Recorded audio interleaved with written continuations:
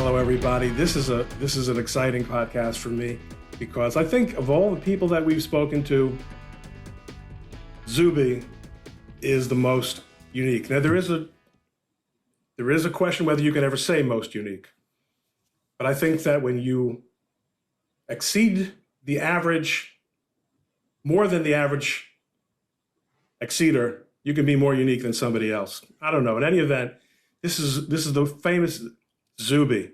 Unzube Unzudue. That's the last time we're going to say it. You tried. I tried. Inzube Aduzue. You tried again. Not quite, but I appreciate the effort. Well, I think that now that I've schlepped it out, now that I've done it, you owe it to the world to say it properly, so that there should be no misunderstandings. Unzube Udezwe. Udezue. Yeah. And I asked him right before we went on, so I, as everyone knows, I speak most languages of the world, or at least a couple. Zuby is a gigantic figure on the internet. He's got 400,000 or 500,000 followers. He's a rapper. He's a workout fiend, an author, a podcaster. And I've got a lot of questions to ask him about his career path and how I think that actually is very relevant to our overall topic, which we touch on eventually lightly around here, which is free speech. Of course, Zuby has had the privilege of being suspended, albeit for a short amount of time, held up by Twitter for using the words, "Okay, dude." Mm-hmm.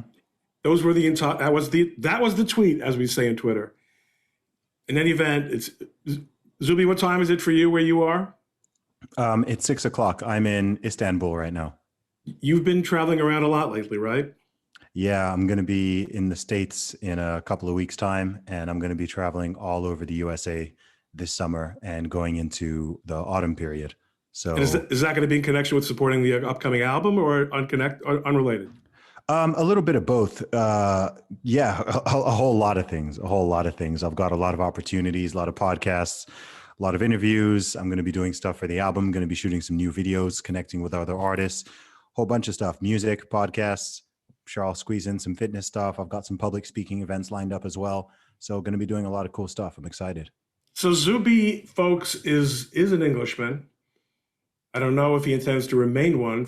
I think I've picked up in his tweets that the answer to that might be no, and I'll let him answer for himself. But I just want to run down the basic stuff as I understand it.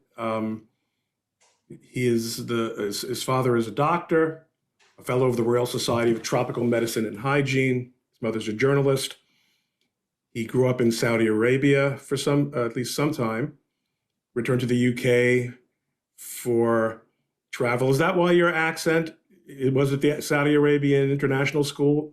That is the reason exactly. That's why you don't sound like an Englishman. Yeah, I was in the American school system from kindergarten up until 5th grade. And then I left for the UK after that. So, and I've always just maintained the accent to some degree. It's some hybrid combination between the two now. Well, it's a very, very pleasant accent. Between 2004 and 2007, he was at St. Edmund Hall in Oxford, graduating with first-class honors in computer science. A musician, piano, trombone, and then hip-hop. So here you are being a legitimate musician, and then you go into hip-hop. How many hip-hop people have a background in actually reading notes? And I'm answering this question in all sincerity, because the answer might be that it's far more than I think. Probably a few, but certainly not the majority. Now, do you think, do you compose any of or all of are you the music and the rapping? No, I'm not a producer. So I don't make the beats. So the instrumentals people hear of my songs, those are created by different people.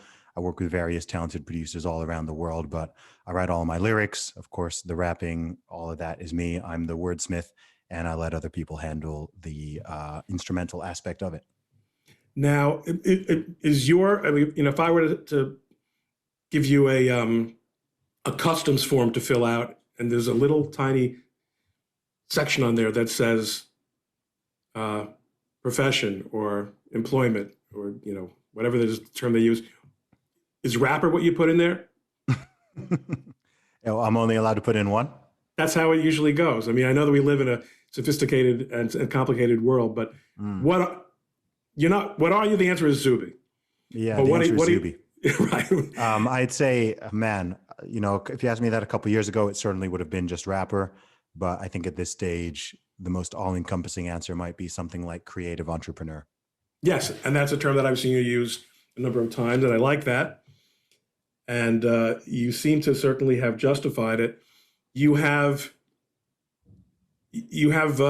made yourself known as somebody with rather conservative political views, and as a black man, and isn't it good that we can't call you an African American because you're not American.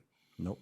Did you hear about that guy? This was like 10 or 15 years ago. The sports announcer referred to some black athlete from Africa as an African American.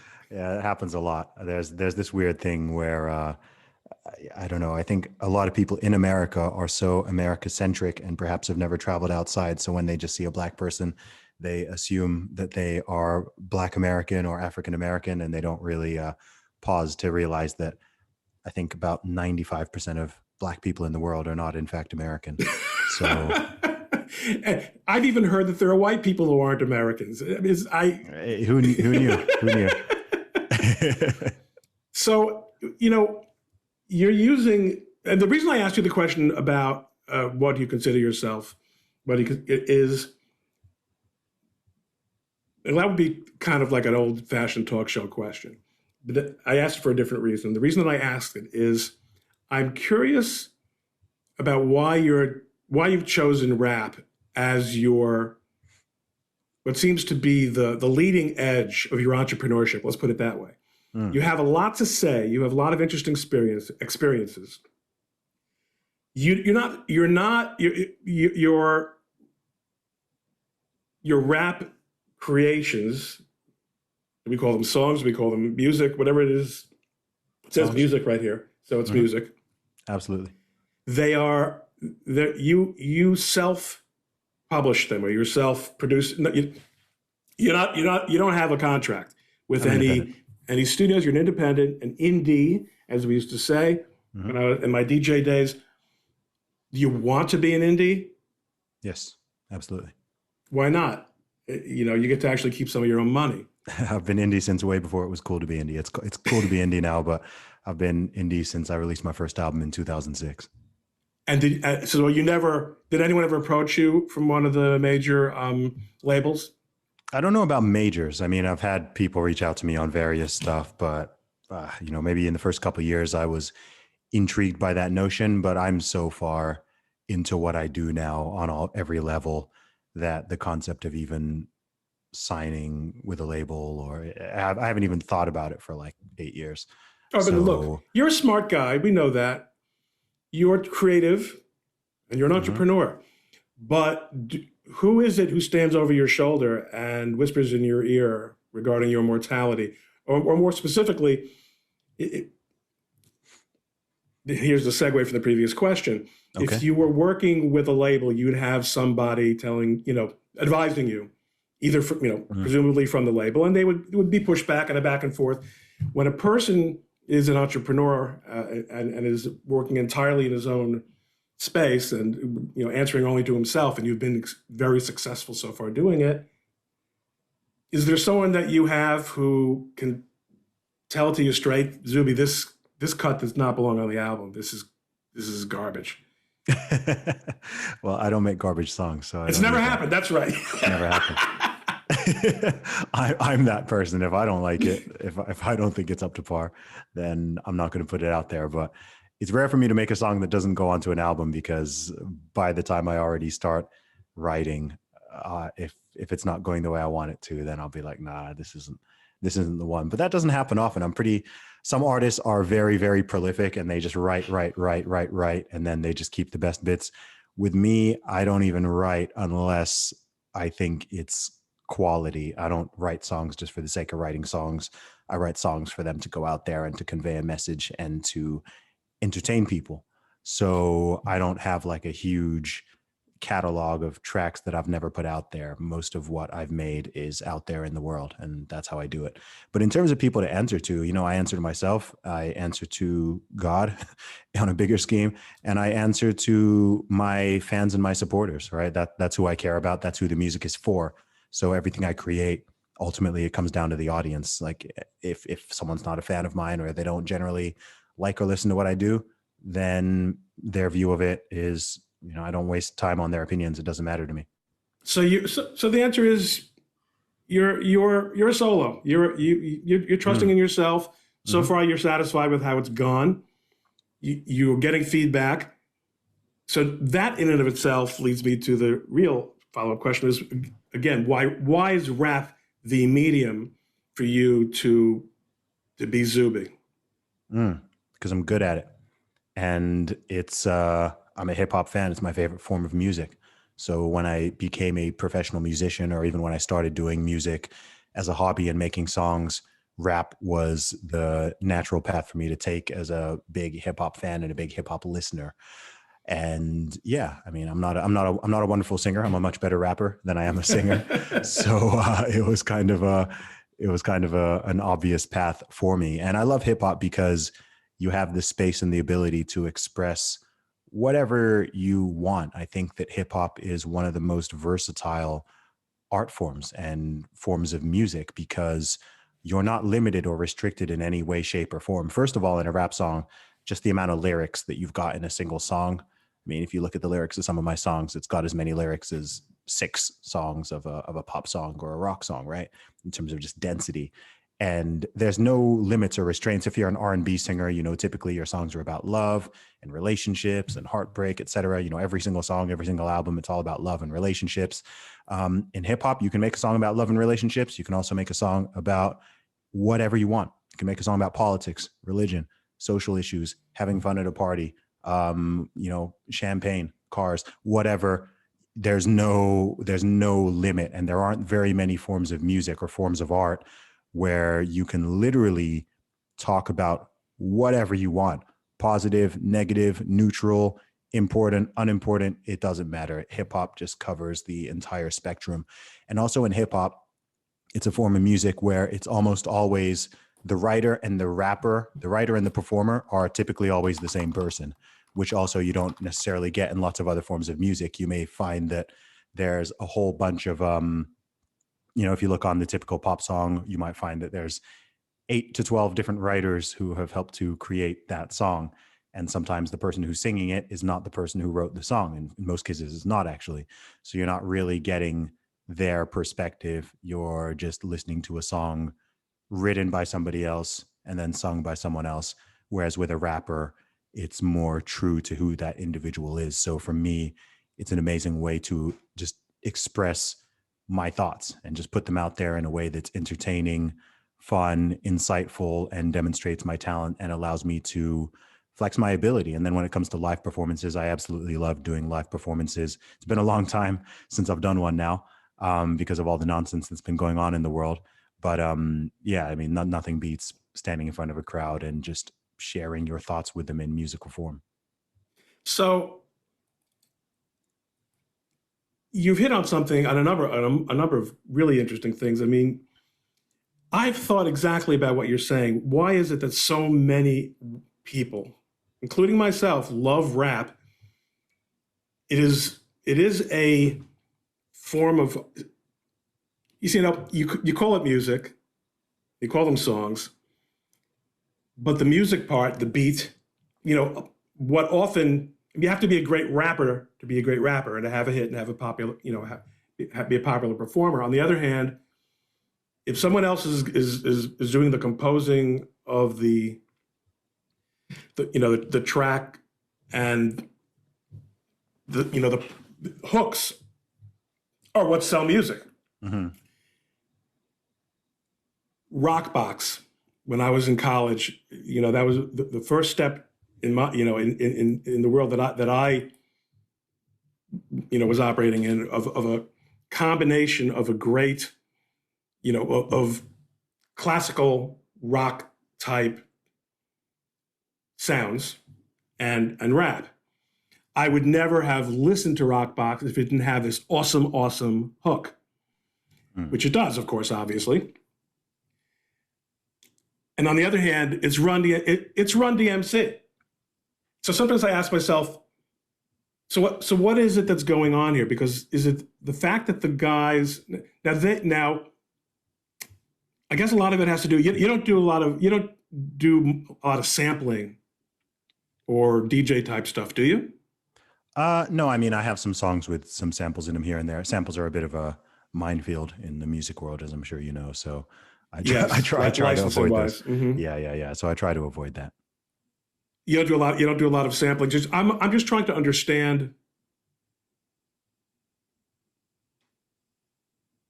the creative. Is it the case that there are just a lot of people out there who can give you the musical, it's sort of a commodity? Oh, like beats and instrumentals, you mean? Yeah. I mean, in the hip hop world, man, there's thousands and thousands of producers all around the world who are putting their stuff out there, who want people to hear their beats, who want rappers to rap on them, who want singers to sing on them, etc. So I have some people who are sort of some of my go-to producers and people who I've worked with quite a lot of times, and I really like their style and it fits with the way that I rap and my flow. And then I also get sent a lot of stuff. So producers who may have heard about me or heard my music will sometimes just send beats over for me, and they'll, hey, if you hear anything here you want to use on your album or use for a single, etc. And then occasionally as well, I'll also have an idea in mind and I'll talk to a producer and I'll say, okay, this is the kind of general vibe that I'm looking for in a track. But yeah, I mean, in terms of the process, once I've got a beat that I like, and I know I've got a beat that I like when lyrics automatically start coming to my head and I start thinking of flow patterns and stuff like that, then honestly, it's a matter of me just sitting down and doing a verbal dump of what I want to say and making it sound dope, making it witty, making it fun, making it flow well, coming up with an interesting hook which ties it all together. And that's typically how I work. I just listen to something over and over again and it naturally flows for me. It seems to me that rap in many respects is a rebirth of a muscular form of poetry. And it happens that it came into the world through the urban Black experience, predominantly in America, which fueled a standard driving thrust, because of the anger and frustration that was typically voiced, especially in the early hip hop stuff. It is not, it's because you've been in Saudi Arabia, you've had this exotic world international upbringing. It wasn't until I started going to a barber in my neighborhood of Clifton, New Jersey, who comes from South America, that I realized that there's not only are there white rappers, but that there are Spanish rappers. Oh gosh! And growing up my mother's from Cuba, so growing up in a house where I was exposed to salsa music, growing up, it was fascinating to me to see how that cultural translation made it into rap. And rap has this extraordinary plasticity. As you said, you can say what you want. It just seems to be the default position in performing music these days. So that's how you are going to be Zuby for the foreseeable future. But I suspect that your ambitions go beyond making a living and beyond being a successful rapper. You seem to have something to say. And I think my bet is, I could be wrong and you'll tell me, that you want to make a difference regarding a lot of really important social issues. Yeah, I mean, to an extent. I mean, my goal in life is to have a positive impact and influence on over 10 million people through my words, actions, talents, experiences, ideas. That's the number? 10 million plus. 10 million is the minimum. Where'd you come up with that? It used to be 1 million. And then number one, I may have already done that.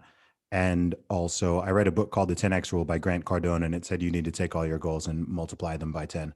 So I overnight went from saying I want to impact 1 million people positively to I want to impact 10 million. Why So for not? me, Why exactly, not? I've got the potential to do it.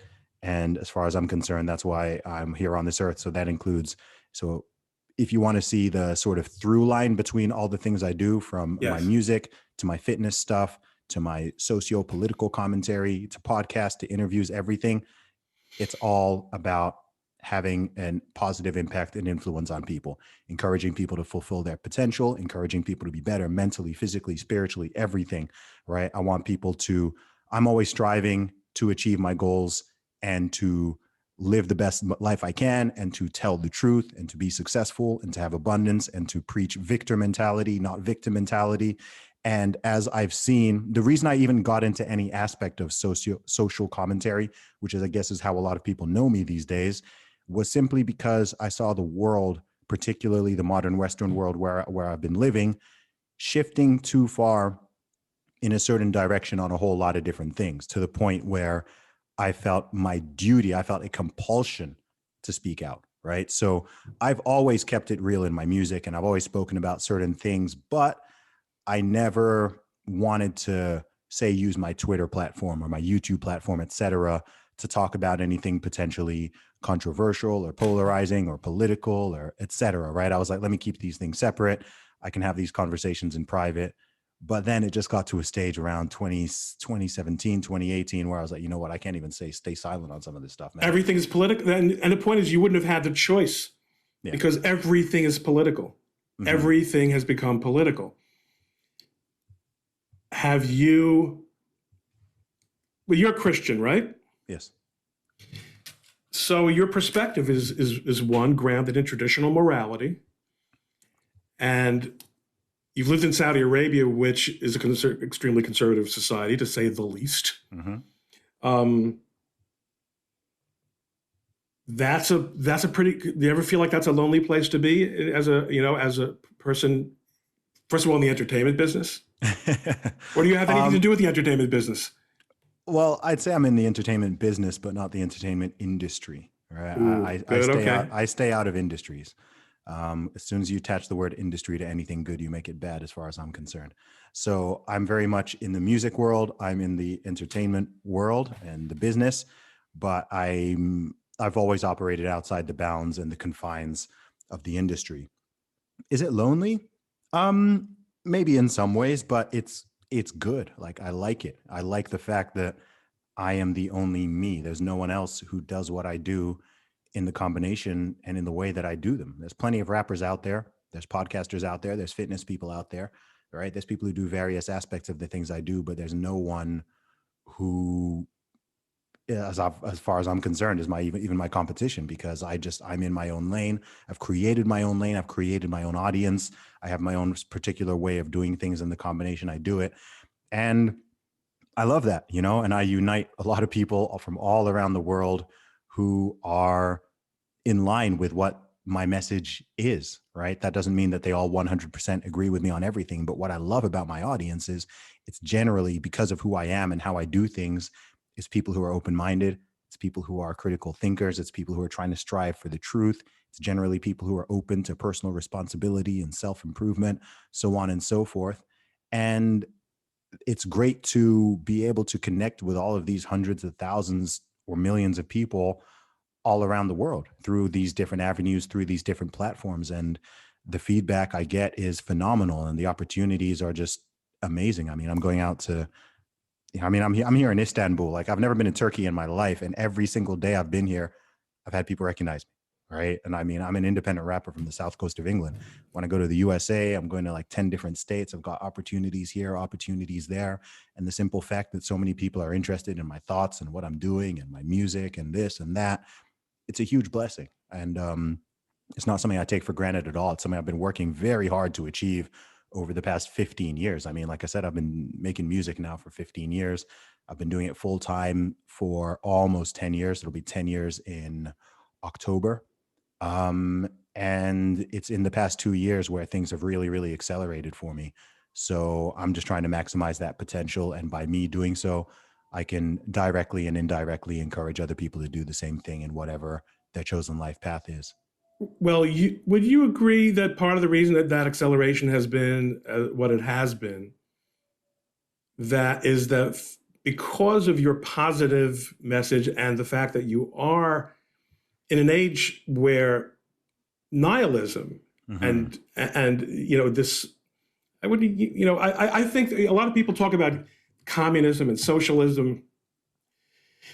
What I fundamentally see from people your age and younger, and unfortunately older too, is a real sense of nihilism that nothing matters. There are no judgments. There's only power and influence and getting your way. Mm-hmm. And as a Christian, obviously, that's a vision that you can't possibly adopt. And it seems to me that your spiritual life, which I don't want to get any more personal than you want me to get, um, must be infusing the nature of your message and your persona.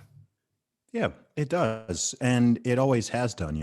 I was raised with particular values. I come from a wonderful family. I have fantastic parents, wonderful brothers and sisters. And I've been very privileged in a lot of ways, right? And we live in this weird time where privilege is, everything's being inverted and turned on its head, right? You're supposed to apologize for your privilege now, right? So someone say, "Oh, you're a privileged person." I'm like, "Yes, darn right, I'm privileged. Correct."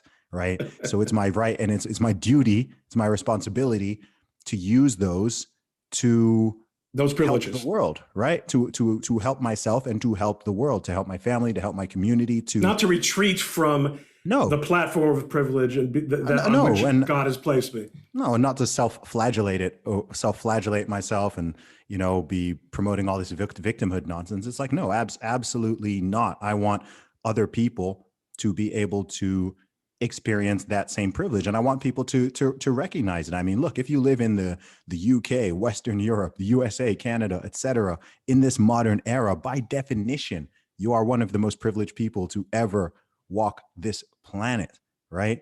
And there's just so much of this strange stuff going on now where there's virtue in victimhood, right? And I'm not talking about real victimhood. I'm not talking about someone who's actually faced some sort of challenge or oppression, or someone who's really had to overcome something difficult, right?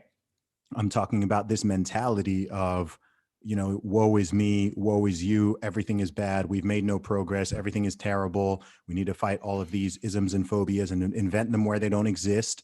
And we need to, tell this person they're privileged, tell that person they're oppressed. I reject all of that stuff. It's divisive, it's unhelpful, keeps people feeling resentment, stops people from achieving what they're capable of, so on and so forth. And I'm, and I've just seen so much of that over the past, there's been this rising tide of it over the past decade in particular. And again, that's why I just felt like, okay, I need to become a little more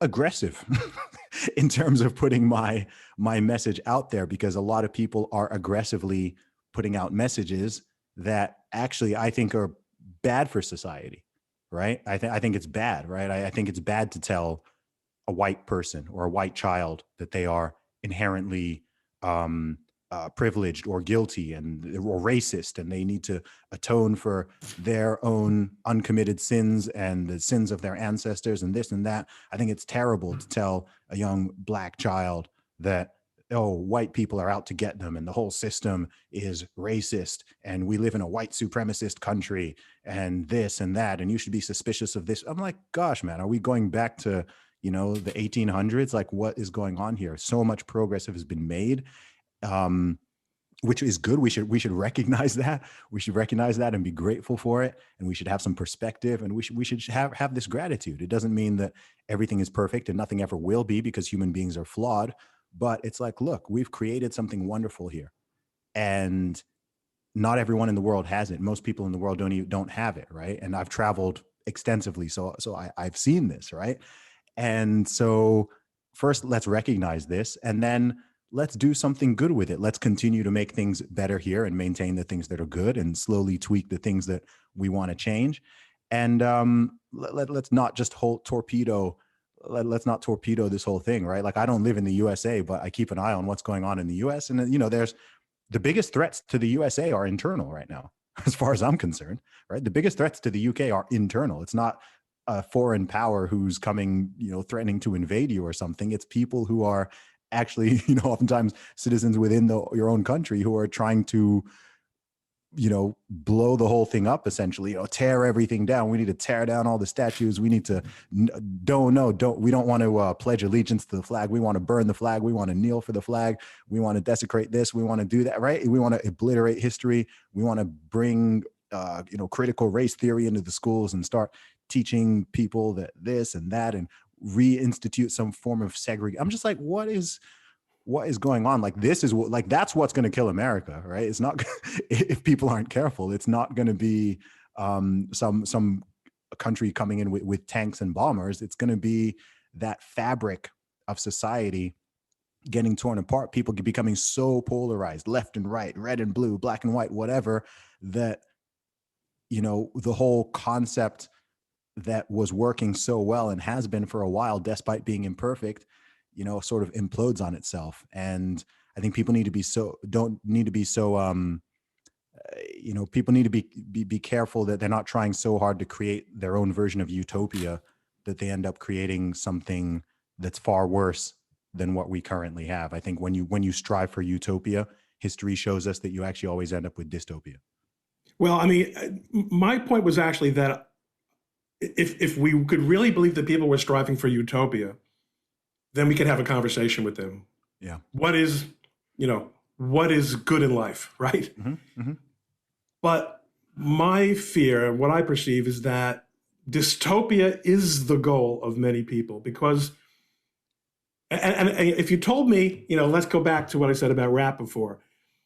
If you told me that people who were rapping in the 80s and 90s wanted to tear it all down because their lives were so, hopeless and the ghetto experience was so awful, and I'm going to take it at face value that is true, I can understand it. But what we see is that the most privileged people in the country and in the West, college students, children of upper middle class and better off families, throwing bombs into police cars. Like there's no, it's just you still have this sort of tear it down mentality. Mm-hmm. You have this message, which is a positive one. Do you feel like you have to, you had your sails trimmed a little bit more because you stepped on on Twitter, on one of the third rails, as we say in the New York parlance, one of the live wires of social internet discourse, which was that you challenged the self-identification of a trans person on Twitter. I think that was the whole point, right? You said, okay, dude. No, that's not what it was. I didn't even know that person was trans anything. I just said, okay, dude, like maybe whatever. Well, whatever the hell it was. Yeah. Well, that's my point then. Whether it's completely arbitrary or whether it was perceived by someone as having been something, mm-hmm. Are you casting your views on social media with an eye toward how much you have to lose? I mean, I noticed that when I went from 30 followers, he's shaking his head, folks. You're not watching the video, so let it be stated for the record that the witness is shaking his head. But I'm going to finish my Go ahead. I noticed that when I went from 20 some odd 30,000 followers to 100,000 followers, that I had much more to lose. Mm-hmm. Now, the fact is, I think like you, I'm not that worried about it. I'm more worried about what my followers think about what I have to say. Mm-hmm. And I do think that I think that the censors at Twitter, who are aware of me and they're aware of you, because we're mm-hmm. relatively big guys, they know where we're coming from, and I don't think they operate in good faith. But I do think they realize that there are some people who can use certain words and get away with it because we're serious. Mm-hmm. We're not, so you shook your head no. You're not censoring or editing yourself. Tell me how you can do that and avoid trouble. Sure. Well, two things. Number one is I play within the rules, right? I know what the Twitter guidelines are. I know what the YouTube guidelines are. I know what the Facebook guidelines are. I'm on all these platforms. I have a big following on all these platforms, and I play within the rules, right? I don't post stuff that breaks the rules, right? Which is why the okay dude thing was so egregious, because obviously there's no there's nothing there that breaks any policy, and I think Well, everybody gosh, recognized but that. I thought I've seen some stuff from you really pushing the vaccination and COVID narratives in the unapproved direction, and yet you Sure. obviously have a feel for where you can take it and where you can't. Yeah, of course. No, I've never. I mean, no one's can pull up a single tweet in regards to that. That's a violation I'm of not. I'm not going to look the for rules. it. Yeah, yeah, no. So, yeah, no. So that's the first part, and the second part is, the biggest problem we have in our countries, in the UK and the USA, the biggest problem, the real pandemic, is cowardice.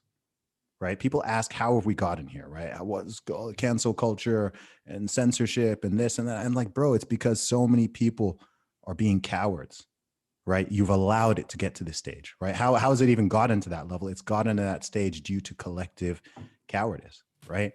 We Yes. have freedom of speech, right? And if you don't use your freedom of speech, you lose your freedom of speech.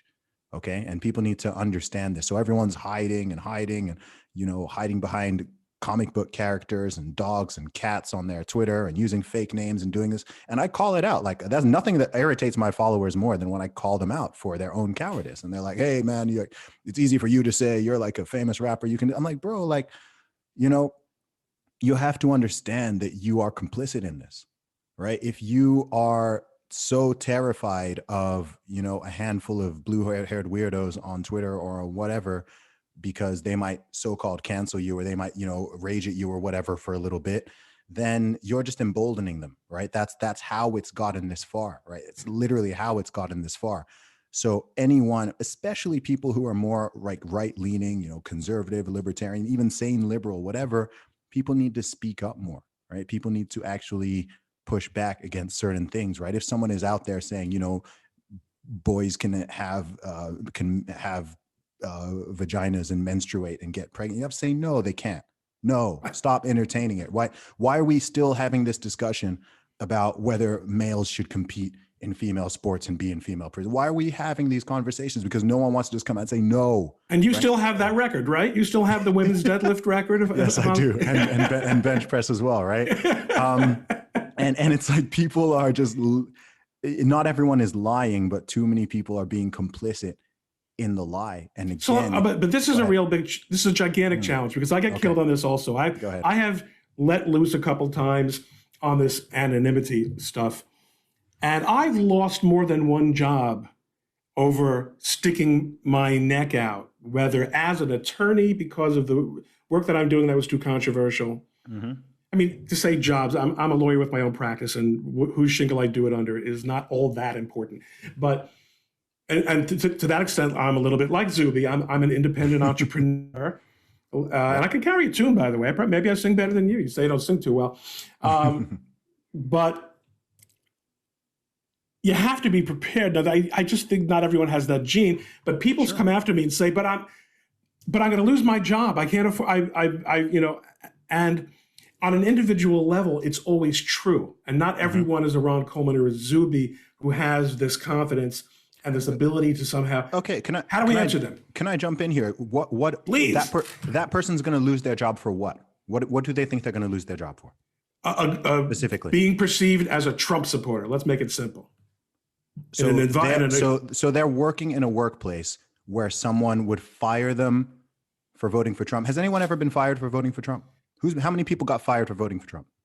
60 million people, 70 million people voted for Trump in this year, last year, right? How many of those 70 million Americans lost their job? Like, if they came into work and said, I voted for Trump, they'd lose their jobs? Is that even legal? Well, on the one hand, they would be, there are many environments, especially in the coastal cities, yes, where they would be othered, as we say, in the 21st century. They would, their career, I can tell you from my own experience, people, the whispering campaigns begin.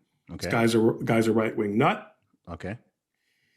It begins to affect things like half the whole country are right-wing nuts. Yeah, Apparently. they're fine with. Remember, it's not the half is not evenly distributed through it, right? It's not like every other person in the Upper West Side I is know. I've either a been to San Trump, Francisco. I've been to Los Angeles. I know. right? So, but let me make the case a little bit harder. What if someone Okay. says, I think that kid, what's his name? He was my client for 10 minutes. Who was charged with who's claiming self-defense. I've got such a Kyle Rittenhouse. yes, the Kyle Rittenhouse. I think I've looked at the videos and I don't really see a problem with what he did. I mean, I might not have done it the same way, but it looks like he was defending himself. You can absolutely then you get banned from Twitter for saying that. Absolutely possible. Absolutely possible. Who got banned? Did people get banned from Twitter for saying that? Yeah, they have. Really? Okay. Yeah, believe it or not, that's what. Or What otherwise, rule does that violate? encouraging violence. Okay. By the way, they don't have to violate a rule, No, I'm aware. as you know, right? I know. Okay. When I represented. I'm still representing Gavin McInnes. Mm-hmm. He was forced out of his neighborhood for being Gavin McInnes because of lies that were told by him by the Southern Poverty Law Center and others. Okay. That the Proud Boys were a racist organization, which they're not. That they're white supremacists, which they're not. I know. He could not buy his. He could not. He moved into a new neighborhood, which then proceeded to, make his life a living hell. He had to start his own TV network. Now, he's a well-off guy, also like Zuby and Ron, actually much better off than I am, and maybe even better off than Zuby. Point is, his family has been devastated by this. His kids are, it's been a real nightmare for them. There are real consequences for people, and especially when you get deplatformed, you can't even defend yourself, as was the case in his I'm case. aware of this. I mean, but So you know this. Yeah, I'm aware of that. I mean, Gavin McInnes is a very prominent. Like the average person is not. This is not justifying any of that, but like the average person is not Gavin McInnes. They haven't created a whole platform over multiple years about. Gavin McInnes is very, very edgy, very, very controversial. He has said stuff that is Right. like, In a way, it proves too much. okay. It proves, yeah. Right. But like the average person who's just like, your average Republican American, right? who, voted for Trump or whatever, right? Like they have this whole fear that, oh my gosh, if they find, it's the same in the UK, people, oh my gosh, if people find I voted Brexit or what, I'm like, dude, like, it's collective cowardice, man. That's really what it is. And the fact it's even gotten to that level, it's gotten to that level, not because of, the left. It's gotten there because, people on the right are not standing up for themselves. And right? that includes the right. And that includes, I think to a large extent, a lot of damage has been done as we slide into our, last few minutes here, because I'm going to be fair to you. Yeah, that's okay, man.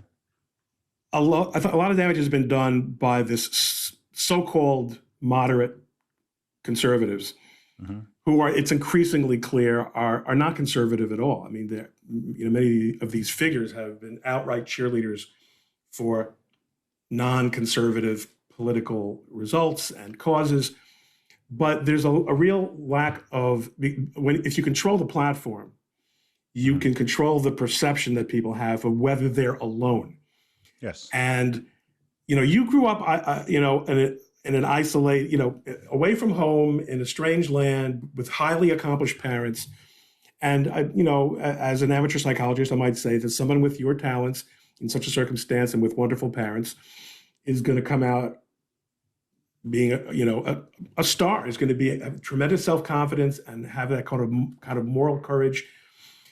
From your 400,000+ followers on Twitter, how many of them will never, ever interact on anything? They're afraid to even like. Oh, I've got more followers than that. A lot of people won't even follow me because, they're afraid of. Yes. Yeah. Right. Yeah. They follow you through beards. Yeah. I've definitely got over 500,000 Twitter. I've probably got 1 million Twitter followers in terms of people who actually follow my account. 9 million to go. I didn't talk at all about the fitness stuff, which is, I've seen some of the pictures of you with even more of your skin showing. than you've chosen for our podcast. You're absolutely ripped. Because that's not obviously a particular interest of mine, I do think I nonetheless should be fair. Your vision of the whole self-improvement and self sort of actualization, it's a little bit of an old-fashioned phrase, but you obviously regard physical fitness as a really important part of that. And I just want to hear from you, because I think I'm not being fair to the whole Zuby concept if I don't mention it. Yeah, sure, man. I mean, it fits in with everything else, man. It's about fulfilling your potential and just living a healthy life. I mean, you get one body, right? I mean, it's insane to me that there are so many people who treat their material possessions better than they treat their own body. You get one body has to last you your entire life, however many decades, or, if you're lucky, maybe you get a century plus. And if you mess it up, then, if you mess it up too much, then you die. That's literally how people die, right? So look after it, right? Look after your body, right? Nutrition, exercise, getting enough sleep, drinking enough water, like very basic stuff. So, I mean, it's insane that over the past year and a half, we've been living through this so-called pandemic situation, which primarily targets people who are, number one, elderly, but besides that, obese.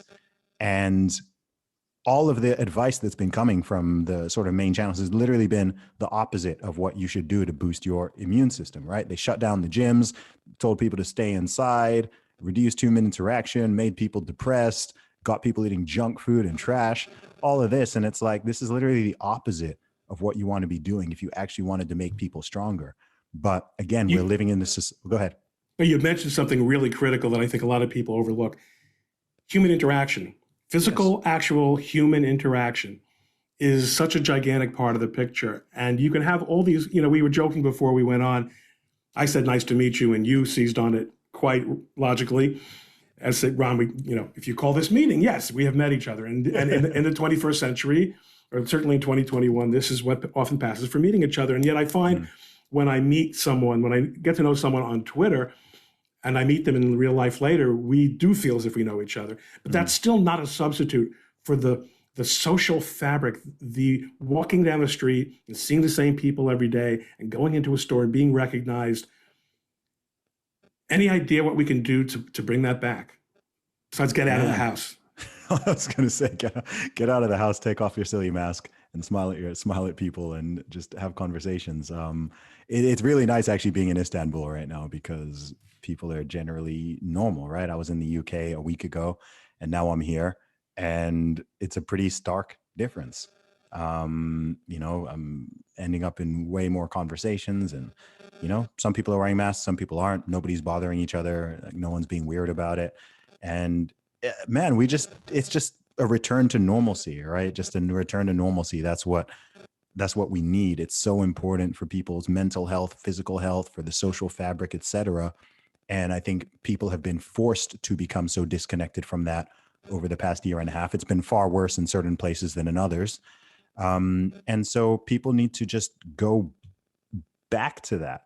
That's all it is. Social media is great. The internet is great.